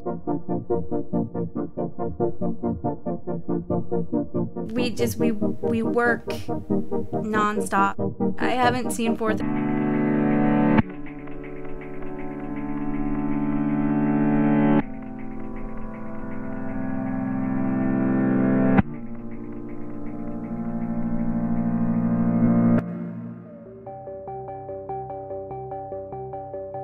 The history. I had been running the Dark Tangent system. That was the name of my bulletin board systems. The bulletin board was known around the world. We were on international FIDO networks. And in one of those networks, called Platinum Net out of Canada, was going away. He was shutting it down. I was the biggest node, I had the most users, and I distributed to the United States. And he wanted to throw a party, going away party, for all of his Platinum Net users. But he didn't want to do it in Canada, and all of his users were in the States, and so we were talking, he says, like, well, you should do it.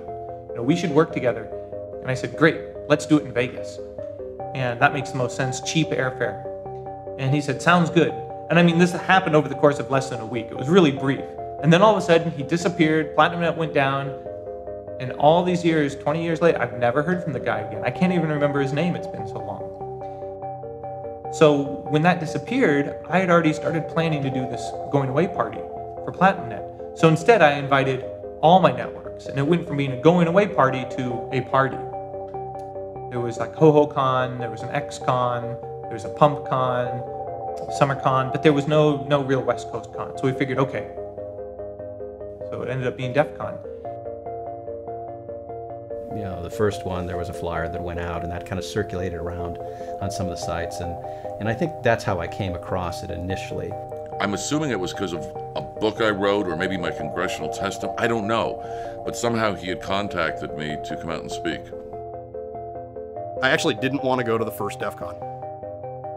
I did not want to go to the first Defcon. A number of my friends were going. They were trying to get me to go. They kept telling me it was going to be fun, and I kept thinking to myself, I'd never been to Las Vegas before. And, you know, I used to go to BBS user meets, and, well, a lot of them were pretty lame.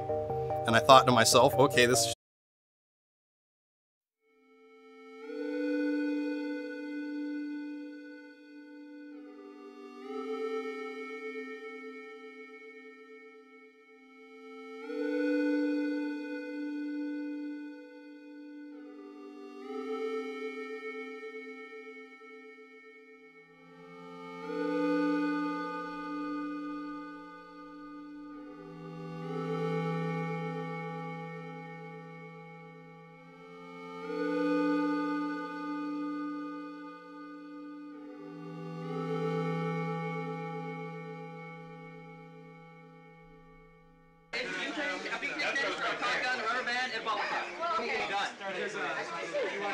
You gotta do it a bit deeper.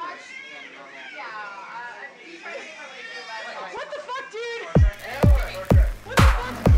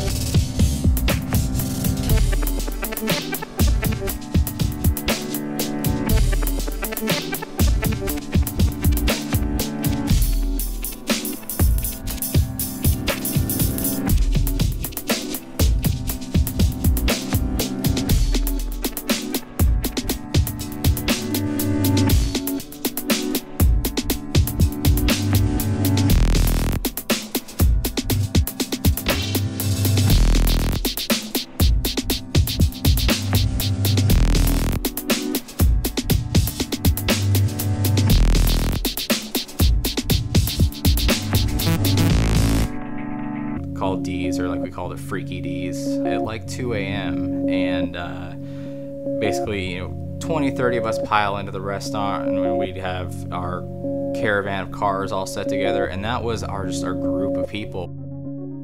There are some hijinks that I can't even imagine mentioning on a documentary that can happen on a long 9-hour drive from the Denver area to Las Vegas. When you're driving, to get there, especially from the West Coast, you have to drive through the middle of fucking nowhere.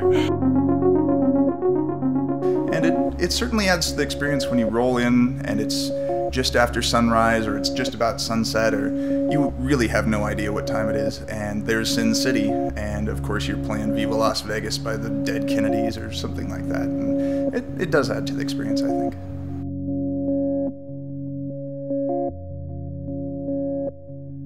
Great job. Actually, here comes the hack bus now, which is...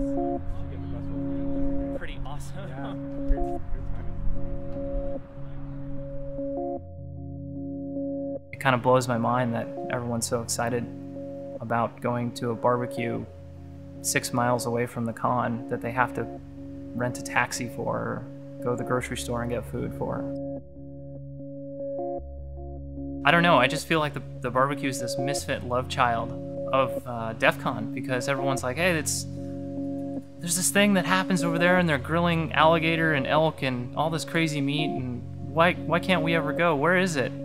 And that kind of adds to the mystery and the fun of it.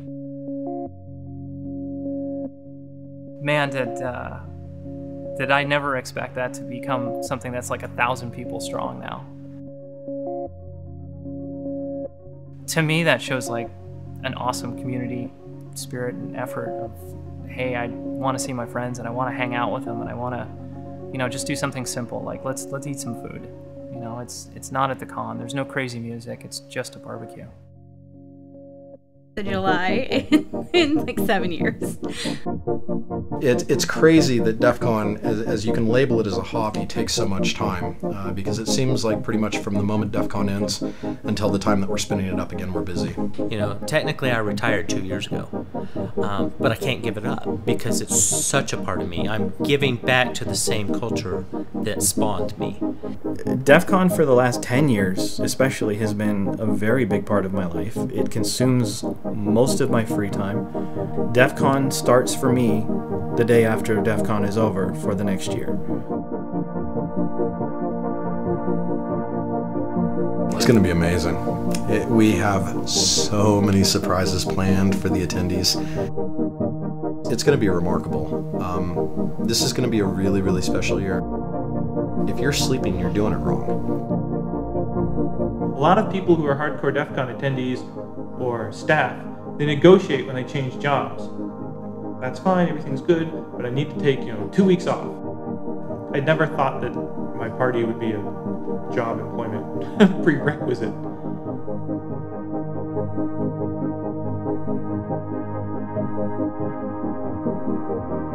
I am not kidding. I am expecting another well-orchestrated, well-oiled machine coming together and producing this amazing gathering of geeks. No kidding. It's what we do. We come together and we do the hell out of it. And I expect it to happen this year.